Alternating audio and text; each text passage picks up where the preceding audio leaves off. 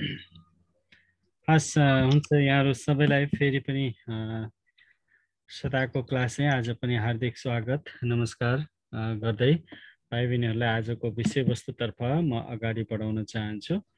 र आज हामी विशेष गरी बीमाको टपिकमा छौं र बीमाको टपिकमा सो अन्तर्गत हामी आज अग्नि बीमा लाई यहाँहरुमा छलफल गर्ने जमर्को गरिरहेका छौं। यहाँहरुले पनि बुक साथमै राख्नु भएको छ होला, पाठ्यपुस्तक हेर्दै अगाडि बढ्नु भयो होला।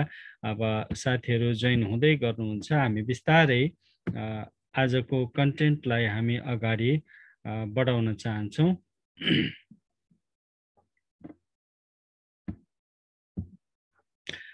स्वागत छ यहाँहरु सबैलाई आजको क्लासमा। आज हामी 16औं दिनको क्लासमा छौं। यहाँहरु सबै स्वस्थ हुनुहुन्छ होला भन्ने अपेक्षा र सपरिवारमा पनि स्वस्थताको कामना गर्दै हामी आजको क्लासलाई अगाडि बढाउन गइरहेका छौं। त आज हामी खास गरी अग्नि बीमा र यससँग सम्बन्धित विषयवस्तुमाथि हामी छलफल गर्न गइरहेका छौं। अग्नि बीमा आगोको कारणले गर्दा हुने जोखिमलाई न्यूनीकरण र त्यो क्षतिलाई न्यूनीकरण गर्नका निमित्त गरिने करार वा सम्झौता नै अग्नि बीमा हो र यसबाट भौतिक तथा यान्त्रिक क्षतिको जोखिमका विरुद्धमा आर्थिक सम्झौता गरिन्छ। त्यस्तै अग्नि बीमा के हो भन्ने सवालमा हामीले यहाँ 3 वटा पोइन्ट हेर्न सक्छौं।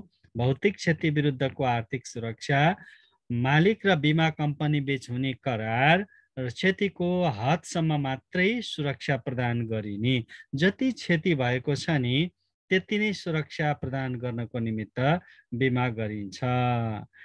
ठिकै छ, नेट चलिरहेको छैन भन्नुभएको छ लीलाजीले।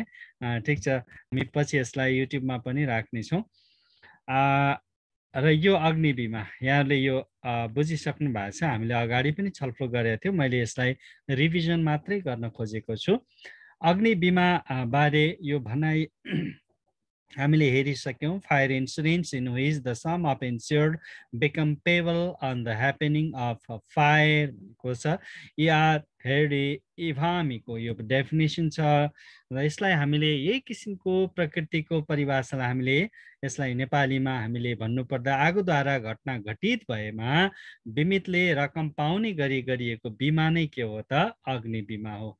आगोबाट भएको क्षतिमा बिमितले त्यो क्षति अनुसारको रकम प्राप्त गर्दछ। यस्तो खालको बीमालाई हामी अग्नि बीमा भनेर भन्दछौं। र अब हामी अगाडि बढौं। हामीले पहिला पनि छलफल गरिरहेका छौं, गरिसकेका थियौं, त्यो भएर मैले सरसर्ती अगाडि बढ्न चाहन्छु। अग्नि बीमाले के गर्छ? आगोबाट हुने जोखिमलाई आर्थिक सुरक्षा प्रदान गर्छ र मालिक र बीमक बीच, जसले बीमा गर्छ त्यो बीमक बीच गरिने एउटा करार अथवा सम्झौता हो।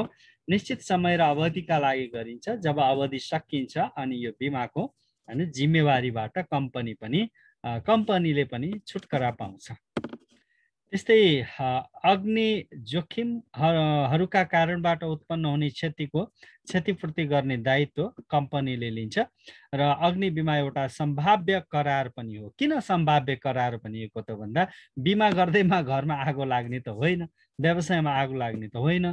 किनभने आगो कतिखेर लाग्छ अथवा कुन अवस्थामा आगो लाग्ने हो भन्ने कुरा निश्चित त हुँदैन नि हो। त्यसकारणले यो अनिश्चित छ। अनिश्चित भएको हुनाले हुन्छ लीलाजी, अनिश्चित भएको हुनाले गर्दा नै यो एउटा कन्टिन्जेन्ट कन्ट्र्याक्ट हो, सम्भाव्य करार हो। र अर्को प्रमाणका आधारमा आर्थिक जोखिम मात्र दिइन्छ। यसमा बिना प्रमाण आर्थिक जोखिम दिइदैन हैन। र आगलागीको व्यवस्थापनको क्रममा भएको क्षतिको पनि क्षतिपूर्ति वहन गर्छ। जस्तो हामीले अब आगो निभाउने क्रममा कुनै आगो निभाउने साधनहरू जस्तो भनौँ न, अब दमकल भयो हैन, अब बारुण यन्त्र भनिन्छ, त्यो दमकलले भनौँ पानी छर्दाखेरि भएको क्षतिको पनि यसले के गर्छ? जोखिम वहन गर्छ। तर अब कस्तो प्रकृतिले यो बीमा गरिएको हुन्छ त्यसमा भर पर्छ। हामीले हेर्दैछौँ जोखिमको आधारमा अग्नि बीमा, व्यापक बीमा लेख, परिणामगत अप्रत्यक्ष क्षति र पानी छर्दा हुने हानिको बीमा लेख। यहाँ त्यही कुरा यहाँ आएको छ हेर्नु त, जोखिमको आधारमा भनेर। र क्षतिपूर्तिको आधारमा मूल्याङ्कित बीमा लेख, औसत बीमा लेख र विशिष्ट बीमा लेख भनिएको छ। अनि त्यस्तै पुनर्स्थापना बीमा लेख भनिएको छ।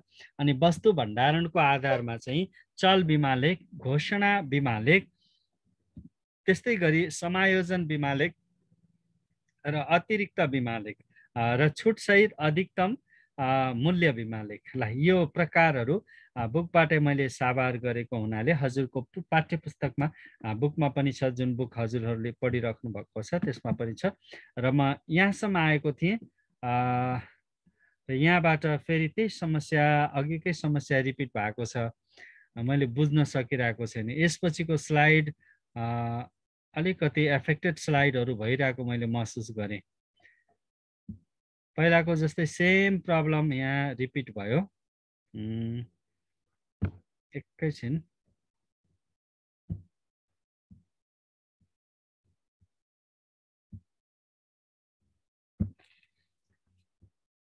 मैले के ठाने भने यसको पावर पोइन्टको स्लाइडमा नै केही समस्या छ जस्तो रहेछ। मैले यसलाई अब मिनिमाइज एकपटक कोसिस गर्छु ल। यहाँनिर यो स्लाइडमा नै केही समस्या रहेछ। मैले कम्प्युटरमा समस्या हो कि भन्ने ठानिरहेको थिएँ, तर जुन कम्प्युटरमा भएको समस्या रहेनछ। यो ल हामी बिमाको प्रकारमा छौँ। यो स्लाइडमा अलिकति केही समस्या आएको हुनाले मैले यसलाई अब इन्लार्ज नगरिकन मैले हजुरहरूलाई यसको एक्सप्लेनेसन गर्ने भएँ। यो अलि इन्लार्ज गरेर अथवा चाहिँ स्लाइड सो गर्दाखेरि अलिक समस्या आइरहेको छ यहाँ। अग्नि बिमाको प्रकार हेर्नु त, व्यापक बिमा लेख। सरसर्ती म एक्सप्लेन गर्छु, हजुरहरूले ध्यान दिएर यहाँनिर हेर्नु होला, बुझ्नुहुन्छ भन्ने लाग्छ।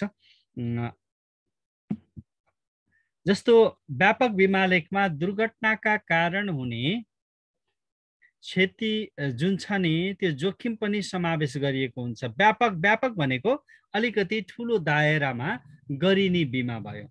जस्तो अब यसमा चाहिँ नि एउटै बिमा शुल्क, फेरि त्यसको लागि अलग अलग बिमा शुल्क बुझाउनु पर्दैन। ठिक छ, अलग अलग बिमा शुल्क बुझाउनु पर्दैन। जस्तो अब भूकम्पले क्षति होला, कतै हुलदङ्गा अथवा भिड भडाका, नारा जुलुस गर्दै आएको थियो, ढुङ्गा मुढा भयो, त्यो ढुङ्गा मुढाको कारणले गर्दा घरमा अथवा चाहिँ व्यक्तिको व्यवसायमा क्षति पुग्यो। अनि कतै डकैती अथवा घर फोडेर चाहिँ प्रवेश गर्यो अनि घरमा क्षति पुग्यो। विस्फोटक पदार्थहरूको कारणले गर्दा चट्याङ पर्यो, यसको कारणले क्षति भयो। आदि क्षतिको कारणले हुने जोखिम पनि त्यसमा के गरिन्छ, समावेश गरिन्छ है। यस्तो प्रकृतिको बिमा भनेको के हो त, व्यापक बिमा लेख हो। व्यापक नामले पनि क्लियर छ है। र यस बिमालाई त्यसै हुनाले समस्त बिमा लेख पनि भनिन्छ। ठिक छ है। दोस्रोमा जान्छु म, खमा। परिणामगत अथवा अप्रत्यक्ष क्षति। सुन्नु होला, आगलागीका कारण व्यवसायमा हुने अप्रत्यक्ष क्षतिको जोखिम वहन गर्ने। जस्तो आगो त लाग्यो, तर व्यवसाय आगलागीको कारणले गर्दाखेरि 2-3 महिनासम्म व्यवसाय बन्द होला, व्यवसाय नचल्ने अवस्था होला। जस्तो अब व्यवसाय गर्ने व्यक्तिले त त्यो व्यवसाय राखेको ठाउँको भाडा पनि तिरिरहेको हुनसक्छ होइन, व्यवसायको त्यहाँ चाहिँ नि उसलाई रेन्ट तिरिराख्नु पर्ने हुन्छ, त्यस्तै अरू किसिमको खर्च उसको भइरहेको हुन्छ, अनि व्यवसाय नै ठप्प भएको अवस्था हुन्छ।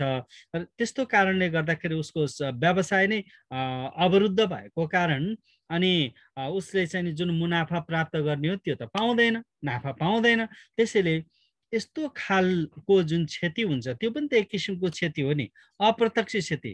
आगो लाग्यो, नष्ट भयो, त्यो त देखियो, देखिने क्षति भयो।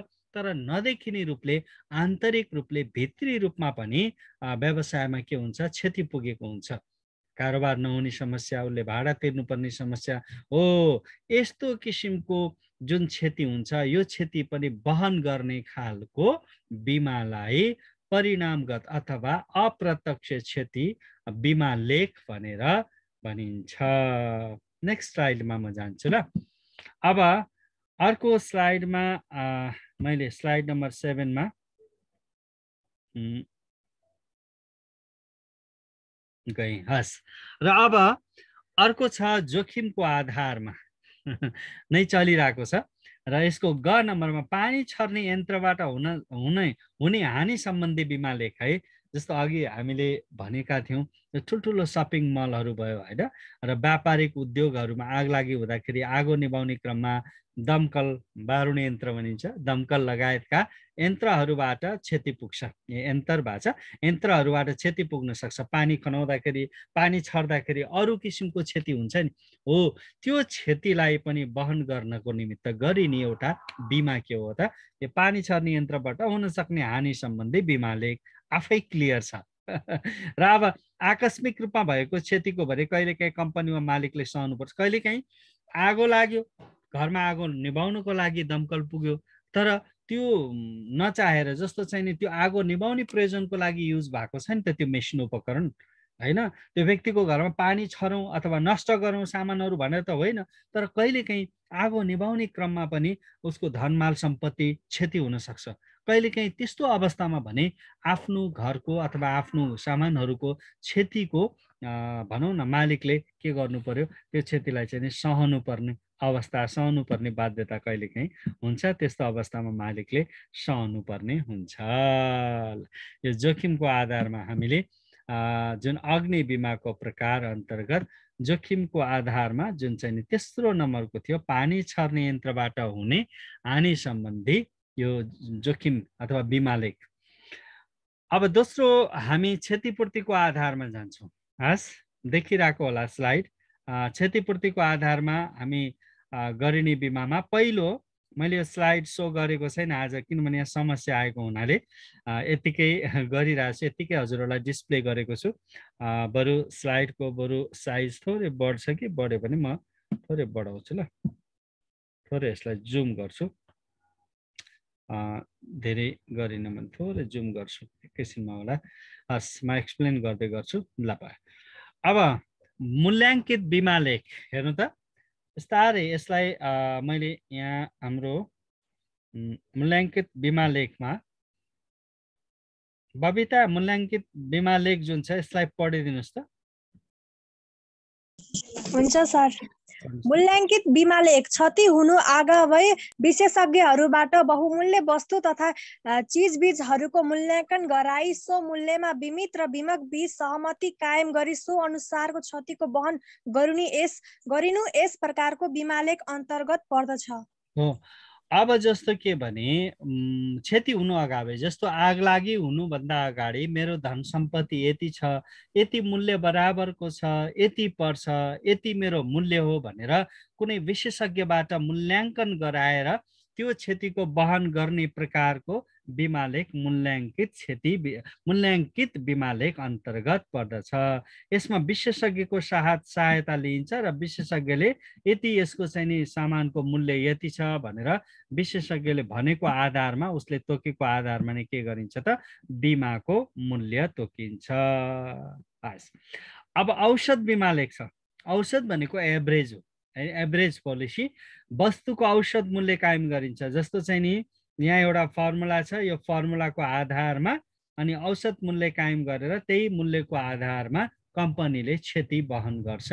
सोभन्दा बढी क्षति भए तापनि धेरै क्षति भयो तर चाहिँ औषध मूल्यमै आधारित रहेर उसले बुझाएको पोलिसी अनुरूप अथवा पोलिसीमै आधारित रहेर के गर्छ त क्षतिपूर्तिको रकम प्रदान गरिन्छ। एउटा फर्मुला छ, बुकमा पनि उदाहरण सहित दिएको छ, हजुरहरूले हेर्नको लागि मैले अनुरोध गर्छु हजुरहरूलाई। जस्तो क्षतिपूर्तिको रकम कसरी दिइन्छ त भन्दा बिमा गरिएको रकमलाई वास्तविक नोक्सानले के गरिन्छ, मल्टिप्लाई गरिन्छ। जस्तो मानौ न अब 5 लाखको बिमा गरिएको छ भने अब 3 लाखको नोक्सान भयो भने 5 लाख इन्टु 3 लाख। त सम्पत्तिको वास्तविक मूल्य कति हो त? वास्तविक मूल्य 10 लाख पनि हुनसक्छ, 8 लाख पनि हुनसक्छ, 7 लाख पनि हुनसक्छ, अथवा 15 लाख पनि हुनसक्छ। तर 5 लाखको मात्रै बिमा गरेको छ भने त्यो सम्पत्तिको वास्तविक मूल्य कति हो त्यो मूल्यले के गरिन्छ त डिभाइड गरिन्छ। जति आउँछ त्यति नै के गरिन्छ त क्षतिपूर्तिको रकम बिमा कम्पनीले प्रदान गर्छ। यो खालको बिमा लेखलाई हामी औषध बिमा लेख भनेर भन्दछौँ। अब अर्को विशिष्ट बिमा लेख छ। म सरसर्ती यसको पोइन्ट्सहरूलाई पढ्छु, हजुरहरूले बुझ्नुहुन्छ पोइन्ट्सलाई पढ्यो भने पनि। यस प्रकारको बिमा लेखमा आगलागीबाट जे जति क्षति भएको हो त्यो क्षतिलाई पूर्ण रूपले वहन गर्ने गरी बिमा अल्ला हेर्नुस्। अब यो विशिष्ट बिमा लेख अत्यन्तै राम्रो बिमा लेख रहेछ हेर्नु त। आगलागीबाट जे जति क्षति भएको त्यो सबै क्षतिलाई वहन गर्ने खालको बिमा लेख भनेको कस्तो हुँदो रहेछ त? विशिष्ट बिमा लेख। ल अब वास्तविक नोक्सानमा आधारित बिमाका रूपमा पनि यसलाई बुझ्न सकिन्छ। ल हेर्नुहोस् त, जति नोक्सान भयो त्यो नोक्सान जति नोक्सान भएको छ त्यति नोक्सान भएको बराबरको मूल्य बिमा कम्पनीले दिने खालको यो विशिष्ट बिमा लेख रहेछ। अर्को पुनर्स्थापना बिमा लेख। अब हेर्नु, यसमा पुनर्स्थापना भनेको पुनः भनेको फेरि, स्थापना भनेको हैन बनाउने अथवा निर्माण गर्ने, स्थापित गर्ने। अब म यसलाई पढे सरस्वती। यस बिमा लेखमा क्षति भएको सम्पत्तिलाई नै, ल हेर्नुहोस् त, अब यदि घर क्षति भएको छ भने घर बनाइदिने यदि कुनै व्यापारिक अथवा चाहिँ कुनै जे चिज क्षति भएको छ हैन, आगलागीबाट जे सम्पत्ति क्षति भएको छ, भौतिक संरचना क्षति भएको छ, त्यो संरचनालाई के गरिदिने त? निर्माण गरिदिने, पुनर्स्थापना गरिदिने।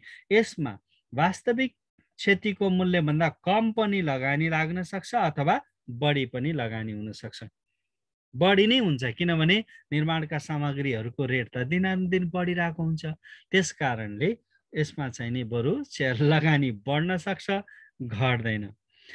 त्यस्तै अब पहिले जे जस्तो संरचना थियो सोही अनुसार नै पुनर्निर्माण गरिन्छ। जस्तो थियो, जता थियो, जसरी फर्केको थियो, जस्तो भवन थियो हैन, जस्तो किसिमको संरचना थियो त्यही अनुरूपको संरचना बिमा कम्पनीले तयार गरिदिन्छ। यस प्रकारको बिमा लेखको प्रचलन यो दोस्रो विश्वयुद्धपछि थियो। अहिले चाहिँ के छ त, अलिक कम खालको यो प्रचलन रहेको छ। अत्यन्तै कम रहेको छ यो प्रचलन अथवा यो पुनर्स्थापना बिमा लेखको सिस्टम अहिले कम छ। यो प्रकृतिको बिमा लेख छैन भन्दा पनि भयो। दोस्रो विश्वयुद्धपछि मात्रै यो खालको बिमा लेख गर्ने प्रचलन भएकोमा अहिले यो खालको बिमा छैन। ल अब अर्को हामी जान्छौँ अग्नि बिमाको प्रकार अन्तर्गत वस्तु भण्डारणका आधारमा चल बिमा लेख। चल बिमा लेखलाई मैले दुईवटा बुँदामा समेट्ने कोसिस गरेको छु। समीक्षाले पढ्नु त, समीक्षा अनम्युट गरेर।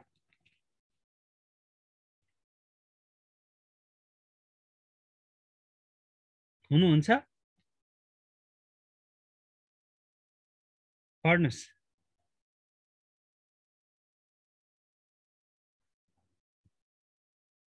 कता हराउनु भयो बबिता?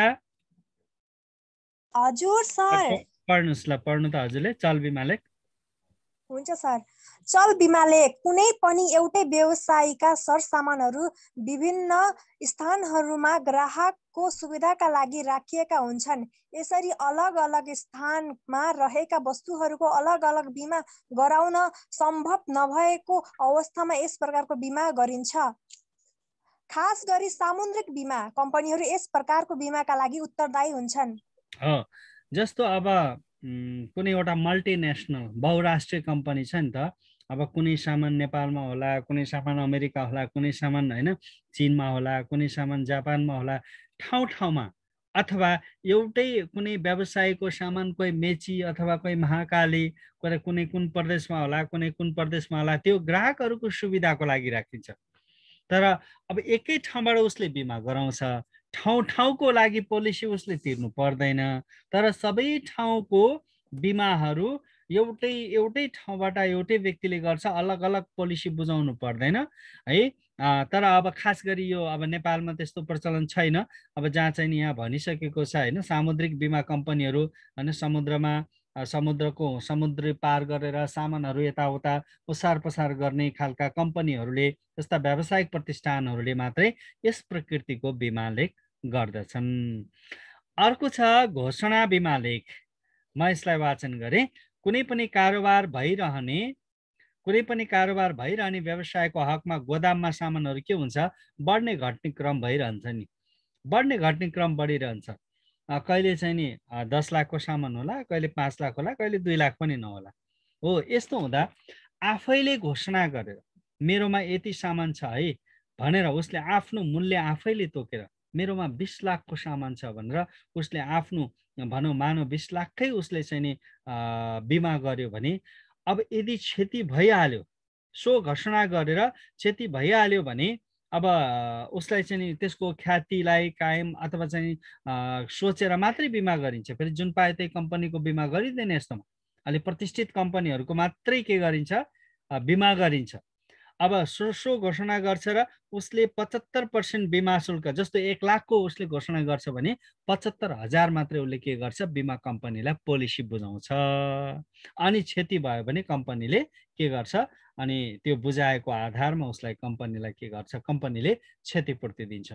र यस्तो खालको बिमा लेख भनेको जुन पाए त्यही कम्पनीको गरिँदैन। अलि प्रतिष्ठित, अलि चाहिँ नि नाम चलेको हैन, नाम चलेको इमानदार कम्पनी, यहाँनिर इमानदार कम्पनी भोलि चाहिँ नि के अरे सम्भवै नभएको उसले चाहिँ नि आफैले आफ्नो चाहिँ नि मूल्य घोषणा गरेर धेरै हैन बिमा लेख राखिदियो भने पनि त भएन नि त। त्यस कारणले नाम चलेको इमानदार प्रतिष्ठित कम्पनीहरूमा यस्तो खालको घोषणा बिमा लेख गर्ने चलन हुन्छ।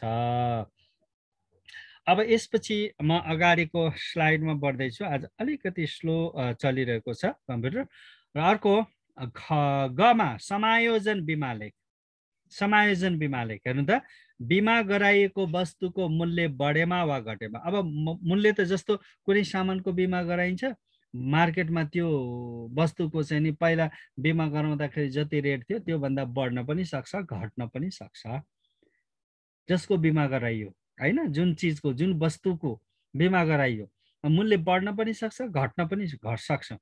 त्यसैले यदि बढ्यो भने बढेको मूल्यमै के गर्छ, बिमा कम्पनीले त्यसको क्षतिको वहन गर्छ, घट्यो भने घटेकै वहन गर्छ। तर त्यसको बारेमा बिमा गरिएको सामानको मूल्य बढेमा वा घटेमा कम्पनीलाई के गर्नुपर्छ, जानकारी दिनुपर्छ। समयमै जानकारी दिनु पर्यो। ल है यस्तो भएको छ भनेर जानकारी दिनुपर्छ। ओके, अब अतिरिक्त बिमा लेख। कुनै पनि व्यवसायको गोदाममा कहिले सामान कम हुन्छ, कहिले बढी हुन्छ है। अब कुन समयमा चाहिँ नि कुन सामान अथवा चाहिँ कति हो, त्यसको मूल्य के हो, कहिले बढ्छ कहिले घट्छ। अब बढेको बेला अथवा चाहिँ बढेको बेला चाहिँ धेरै नोक्सान हुन्छ। यदि आगो लाग्यो भने, कम सामान भएको बेला कम नोक्सान हुन्छ। त्यसैले अब यस्तो खालको समयमा दुई प्रकारको बिमा गर्छ मान्छेले, दुईटा बिमा गर्छ। एउटा बढ्दाको अवस्थाको बिमा, बुझ्नु ल, घर नम्बरको मैले एक्सप्लेन गरिरहेको छु। एउटा बढेको अवस्थाको बिमा, अर्को घटेको अवस्थाको बिमा हो। त्यसै कारणले गर्दा यसलाई के भनेको त, अतिरिक्त बिमा लेख। त्यसैले यसमा साधारण र अतिरिक्त बिमाले गरी दुई प्रकारको बिमा गरिन्छ। सामान धेरै भएको बेलामा क्षति हुन सक्छ, आगो लाग्न सक्छ। सामान थोरै भएको बेलामा पनि आगो लाग्न सक्छ है, घटना हुन सक्छ। त्यसैले यस समयमा सरसामानहरूको घटी बढीको बारेमा भने प्रत्येक महिनाको अन्तमा बिमा कम्पनीलाई के गरेको हुनुपर्छ त, जानकारी गराएको हुनुपर्छ। ल है मेरो यति सामान घटेको छ अथवा यति सामान बढेको छ भनेर जानकारी गराउनु जस्तो मालिकको दायित्व हुन्छ। ल अब अन्तिम छ छुट सहितको अधिकतम मूल्य बिमा लेख। ल यो चाहिँ नि अलि गजबको यो बिमा पोलिसी छ। यसमा अधिकतम मूल्य राखी बिमा गरिन्छ। पुरै बिमा शुल्क भुक्तानी हुँदासम्म पनि कुनै प्रकारको क्षति नभएमा 1/3 रकम बिमितलाई फिर्ता गरिन्छ। यस प्रकारको बिमा लेखमा भने सम्पत्ति वा माल सामानको घटबड भएको जानकारी दिनु पर्दैन। यसरी गरिने बिमाको शुल्कमा भने कुनै हेरफेर हुँदैन। म अझै प्रश्न पार्छु, जस्तो कि कुनै 5 लाखको बिमा गर्यो, 5 लाखको बिमा गर्यो हैन, पुरै अब बिमा शुल्क चाहिँ नि भुक्तानी भयो, 5 लाखै पुरा भुक्तानी भयो, बुझाउँदै गयो वर्षको अथवा चाहिँ नि 1 लाख अथवा चाहिँ नि 1 महिनामा 1 लाखको दरले उसले चाहिँ नि 5 महिनामा बुझायो अथवा उसको पोलिसी जस्तो छ त्यो अनुसार बुझायो। तर त्यो पोलिसी पुरै 5 लाख बुझाउँदासम्म आग लागि भएन, कुनै पनि क्षति भएन।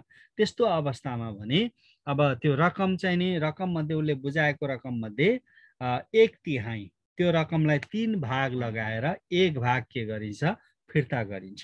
जस्तो 1 लाख छ भने 3 भाग लगाउँदा कति भयो 33,000 हैन।